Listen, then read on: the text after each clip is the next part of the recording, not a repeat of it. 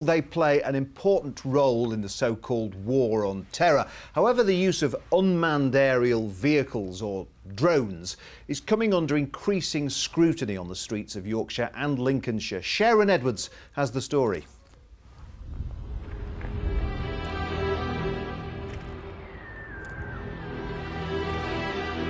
To the west, they're a precision instrument used to cut out the cancer of extremism. To others, they're indiscriminate and illegal. Now the British courts are being asked to decide if those operating unmanned drones are complicit in the murder of innocents. When you have over 100, possibly 150, maybe 170 children that have died, their argument falls apart that those that have been killed are militant. Unmanned drones are used by both the US and the UK to survey and strike targets in countries like Pakistan, to the increasing anger of many who say civilians are being killed. Papers filed with the High Court in London claim that the British intelligence services could be complicit in what opponents say is murder. This Bradford-based solicitor is involved in the anti-drone campaign. The long-term aim has to be to hold the government to account. If civilians are killed overseas, it's only fair, it's only right and it's only moral that those people have some sort of access to justice. Otherwise, we have a system where we have children, women killed in another part of the world due to the actions of civilians in this country, and there's just no accountability. Menwith Hill in North Yorkshire, one of the largest spy bases in the world operated by the US. There's evidence that the base uses its huge eavesdropping capacity to locate alleged militants who are then targeted by drones.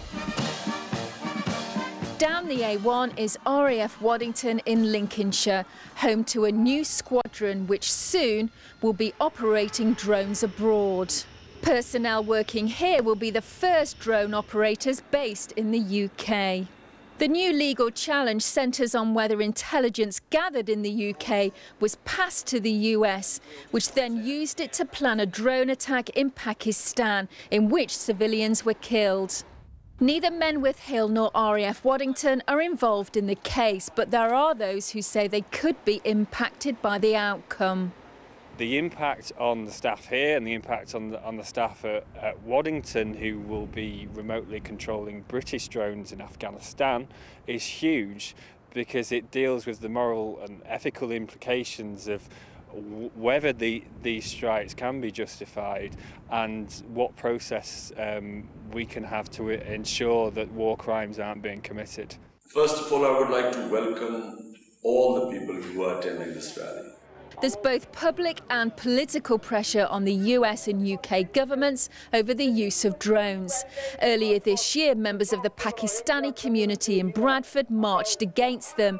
The United Nations has also announced it's to examine their use. The more anti-Americanism in Pakistan, the more the militants benefit.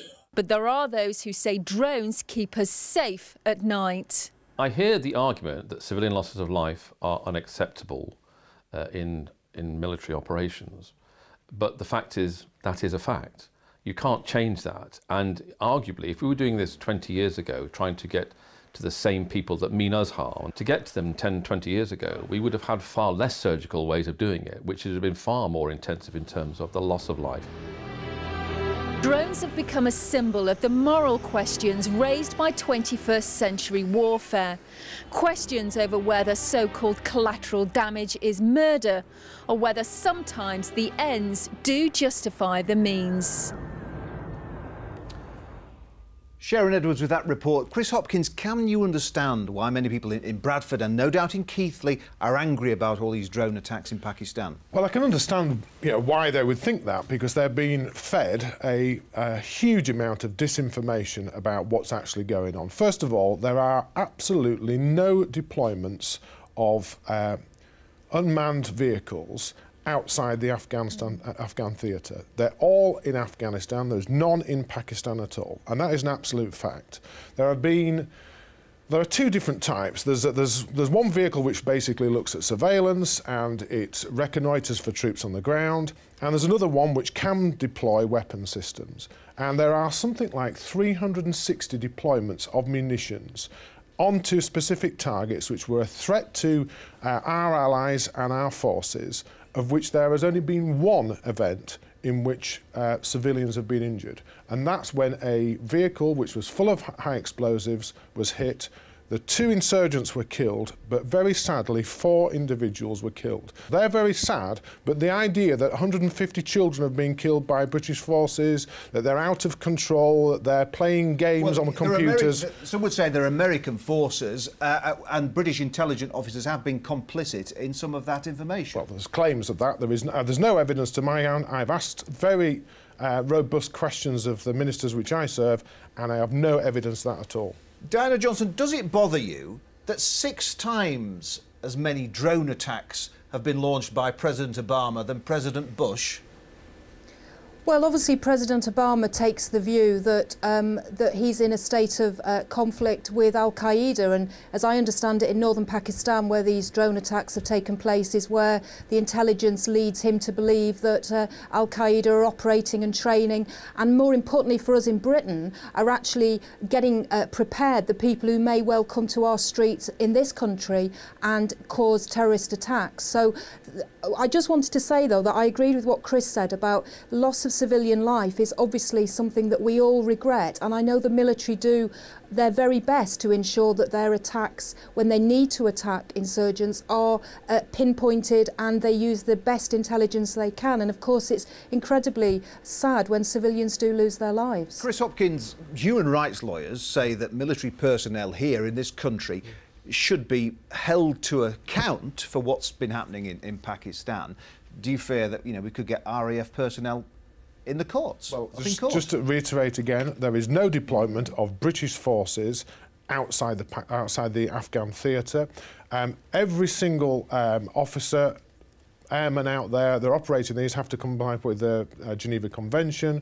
There is a lawyer present on every single base which can be called in, so if there's any question about whatever target's been targeted, you know, they can ask for those advice. So I'm very confident that we're doing the right thing, we're saving British lives and we're supporting our allies out there. Right, well, let's get some more of the week's political news now. Len Tingle has our roundup in 60 seconds.